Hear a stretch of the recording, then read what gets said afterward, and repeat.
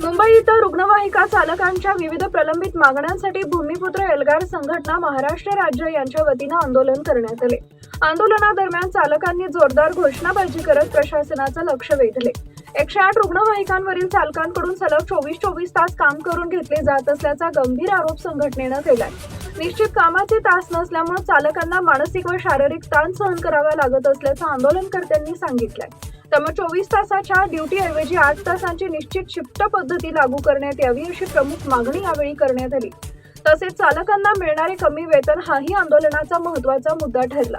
वाढत्या महागाईच्या काळात 18 ते 19 हजार रुपयांच्या पगारात कुटुंबाचा उदरनिर्वाह करणं कठीण होत असल्याची भावना चालकांनी व्यक्त केली आहे। प्रशासनानं रुग्णवाहिका चालकांच्या समस्या गांभीर्यानं घेऊन त्यांच्या हक्कासाठी तातडीनं निर्णय घ्यावा अशी मागणी संघटनेच्या पदाधिकाऱ्यांनी केली आहे। टाइम्स ऑफ महाराष्ट्र न्यूजसाठी पालघर जिल्हा प्रतिनिधी निलेश गावंडे यांचा रिपोर्ट। नमस्कार सर, टाइम्स ऑफ महाराष्ट्रामध्ये आपलं स्वागत आहे।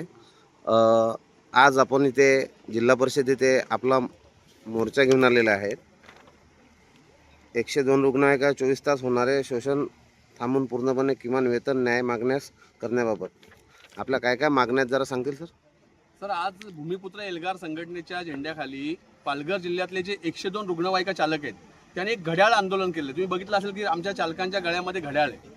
या चालकांना गेले अनेक वर्ष 24 तास ड्युट्या कराव्या लागतात। त्यांना रिलीव्हर नाही, म्हणजे एखादा माणूस जेव्हा ड्युटीवर हजर झाला की त्याला 8 तासात 12 तासामध्ये पर्यायी माणूस आला पाहिजे आणि त्याची ड्युटी रिलीव्ह झाली पाहिजे। पण पालघर जिल्ह्यामध्ये अत्यावश्यक असलेल्या आरोग्य सेवेमध्ये ड्रायव्हरांची ही अवस्था आहे। त्यांनी जगायचं की नाही हा प्रश्न आम्ही विचारला आलोय। आज जागतिक कुटुंब दिवस आहे, त्यांचं कुटुंबही त्यांच्यासोबत आले। तुम्ही बघितलं बऱ्याचशा महिला भगिनी आल्यात की आमच्या नवऱ्याने जगायचं की नाही, आमच्या नवऱ्याने कुटुंबाला वेळ द्यायचा नाही असा प्रश्न त्या भगिनी विचारत आहेत। आमचं म्हणणं असं आहे की कामगार कायद्याप्रमाणे जी 8 तास आणि मधल्या काळामध्ये जो निर्णय घेतला 12 तासाचा तेवढी ड्युटी ते करतील, अदरवाईज त्यांना रिलीव्हर मिळाला पाहिजे, तर आरोग्य सेवा सुस्थीत होईल। दुसरी मागणी आमची अशी आहे की त्यांना किमान वेतनाचा भत्ता, समान काम समान वेतनाचा आदेश शासन काढते, मोठ्या मोठ्या घोषणा करून गवगवा करते, पण अजूनही त्यांना समान काम समान वेतन मिळालेलं नाही। याच ॲम्ब्युलन्स चालक कॉन्ट्रॅक्च्युअल आहेत बीव्हीजेच्या। एका ॲम्ब्युलन्सला 108 ॲम्ब्युलन्स तुम्हाला माहिती आहे, एका ॲम्ब्युलन्सला 3 ड्रायव्हर असल्याचा आदेश आमच्याकडे कॉपी आहे। आणि त्याच जिल्ह्यामध्ये त्याच ठिकाणी जर 102 ॲम्ब्युलन्समध्ये एकच ड्रायव्हर असेल तर हा फरक कशासाठी? ही माणसं नाही आहेत का? ही या जिल्ह्याचे नागरिक नाही आहेत का? हा भूमिपुत्रांवरचा अन्याय आहे। ठेकेदारी पोसण्यासाठी हा अन्याय केला असं आमचं म्हणणं आहे। आमची आज मागणी आहे की यांच्या ड्युटीचे तास निश्चित करा आणि यांना किमान वेतनाच्या सगळ्या सुविधा, समान काम आहे ना तर ते परमनंट कराल तेव्हा कराल, कायम कराल तेव्हा कराल, पण आता त्यांना हे करा की समान वेतनाच्या प्रमाणे त्यांना वेतनाचा हक्क मिळवा। दुसरी एक महत्त्वाची गोष्ट मला तुम्हाला सांगायची की यांचं कॉन्ट्रॅक्ट ॲग्रीमेंट आमच्याकडे आहे। संविधानातल्या तरतुदीचा भंग म्हणजे संविधानाचा अपमान हा कॉन्ट्रॅक्टर करताय। त्यामध्ये 8 काय टाकले माहिती आहे? तुम्ही संघटना करू शकत नाही, कोणत्याही संघटनेकडे जायचं नाही, तक्रार करायची नाही, न्यायालयात जायचं नाही। कॉन्ट्रॅक्टर कोण लावून गेला? या कॉन्ट्रॅक्टरच्या घरचा कायदा आहे का? या कॉन्ट्रॅक्टरला आम्हाला जाब विचारायचा आहे की तू कोण ठरवणारा की संघटना करायची की नाही? संविधानाने आम्हाला संघटना करण्याचा अधिकार दिलाय, घटनेमध्ये आम्हाला अधिकार मिळाले। डॉक्टर बाबासाहेब आंबेडकरांनी ज्या घटनेची निर्मिती केली त्यात आम्हाला संघटित होण्याचा अधिकार आहे, सन्मानाने जगण्याचा अधिकार आहे।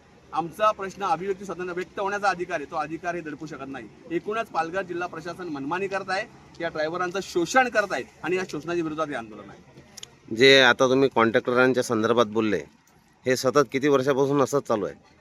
साहेब 10-15 वर्ष हे कॉन्ट्रॅक्टवर चाललंय। पूर्वीच्या काळामध्ये ह्याच ड्रायव्हरांना ऑर्डर्स हे बीडीओ आणि सीईओ द्यायचे होते।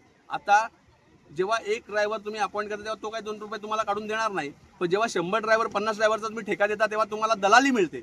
इथले काही अधिकारी जे सीओ साहेबांच्या आणि वरिष्ठांच्या डोळ्यात धूळ फेकून ठेकेदाराची दलाली करतायत आणि या दलालीच्या फायद्यासाठी अशा प्रकारचा कॉन्ट्रॅक्ट दिला आहे। जर तुमच्याकडे 56 ड्रायव्हर आहेत तर ते 56 ड्रायव्हरला एकच माणूस नेमाना 28 माणसं वेगळी का केली? 56 ड्रायव्हर तुमच्याकडे काम करतात ना, मग ठेकेदाराला दलाली का देता, कमिशन का देता? ते डायरेक्ट तुमच्या आस्थापनेवर घ्या ना, भले कंत्राटी घ्या पण तुमच्या आस्थापनेवर घ्या। हा सगळा दलालीचा फंडा आहे, ठेकेदारी पोसण्याचं काम हे प्रशासन करतंय।